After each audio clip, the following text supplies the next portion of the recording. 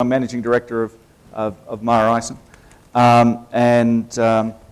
Let me just jump straight in and say that I think one of the key things for people to realise is that there is limited bandwidth within companies. So whenever we're talking about IT resource within companies, whether it's physical resource or whether it be people, there is a limited bandwidth available.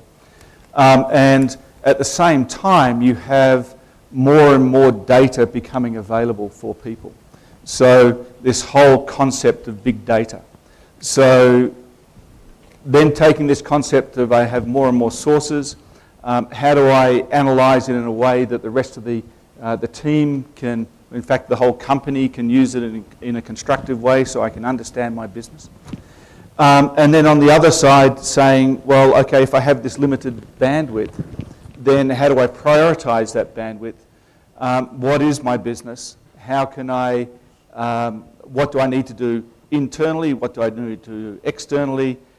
So bottom line, the CIO or whatever the title is really needs to be a core member of the driving team of the business. And that's not necessarily always the case today.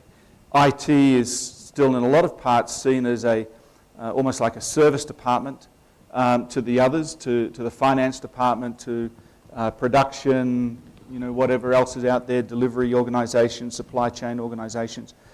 But unless one, on day one, gets the CIO into the table, the executive team table, and has him part of the discussion from day one, you're never going to move forward. At the same time, I think the requirements of the CIO therefore change in that not only does he need to be competent in technology, but he also needs to understand business. Because if you're going to be able to contribute sitting around as part of the executive team, just being competent at technology is not good enough now.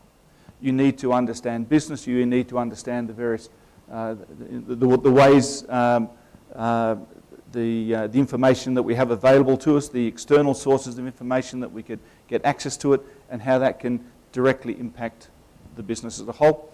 So I won't talk, I think it was an introduction, I don't want to.